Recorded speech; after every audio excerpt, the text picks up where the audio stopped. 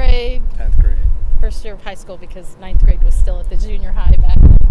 And he was a friend of friends, and they took me to school, and he happened to be one of the passengers in the car. Probably took about 6 months, and dated for about a year. I learned that it's important to have a guy who really respects you. And this is kind of an odd thing to say, but there was a moment in time where, for me, I didn't want to lose him. I wanted to have sex with him. He said no, he respected me too much, and I think that's what makes him so special to me, is the fact that he respected me enough to say let's wait. I'd say it was all within 1 year. It made me feel like a puppy dog, like sort of like in a pretty unhealthy way.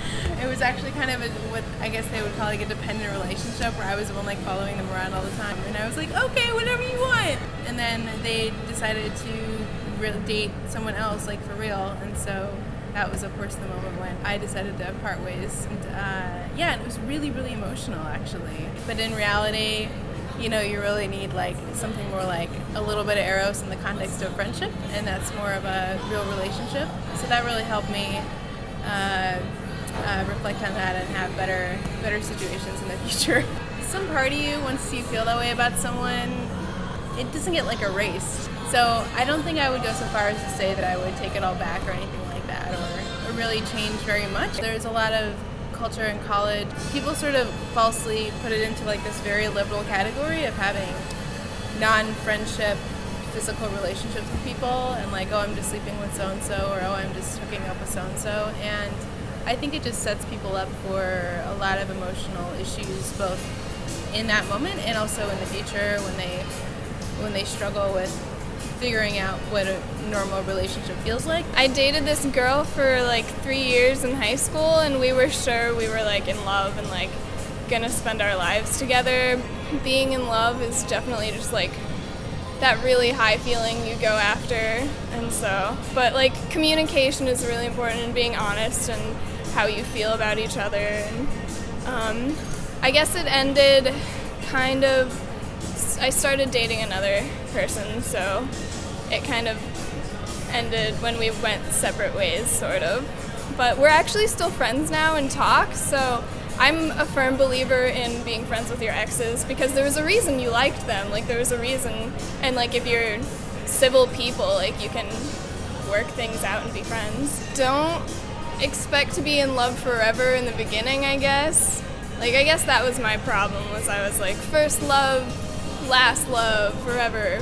No, but it'd be nice to have one. I hate to die by myself. Not unless be on a TV show, Baxter. She didn't want children, and I did. And I got rebellious before God, man, because of that. But I never forgot her, because she stole my heart, and we never even kissed, but it was, we were in the conversation stage, but it was love at first sight for me, and she's an intelligent woman. She's smart enough. We were both ambitious too. We both had our ambitions at the time. We were young and ambitious, and I didn't want to call her bluff and say, well, I'll stay home with the children. Pray to God and listen to your confessor. In Chicago. It went great until my mom said no. She went to my school, and my mom said no. So what'd you do? I just stopped. I obeyed my parents. Wait to introduce them to your parents. Oh, I left like an idiot, more or less. She could be domineering on occasion. We got along pretty good. There was moments where she seemed like she was going to be domineering, so I didn't know whether I wanted to stay with her or not. I wanted to go out with my friends one night instead of going with her. It's the first time I ever did it. She missed a date, so I didn't say nothing about it. Fine. I didn't like it either, but I didn't gripe. I told her I wanted to go out with my friends one night. She called me a bad name and hung up, and that's the last I've seen of her. I guess I should have invited her along. I never thought about it. Well, try to be more cope more with them, I guess. I don't know. I don't think I did anything wrong myself, but I guess I did. I kind of regret that. I just say try to understand, both of you try to understand, and maybe hope you have some common ground with each other, you know. Man, that was like, ooh, holy crap. God, I wouldn't even go there. I mean, the first one was high school puppy love, the Heartbreaker. Yeah. And it ended up with me getting in trouble, getting thrown in the military or doing time because I wanted to kill her grandfather, her uncle, and he was sexually abusing her. And that was kind of, that was a heartbreaker. We met up after Vietnam and all that, but by then she was married to a preacher and I wasn't going to interfere in that. So. But I was happy for her and all of that. But the wife now, best one ever. My God, yes.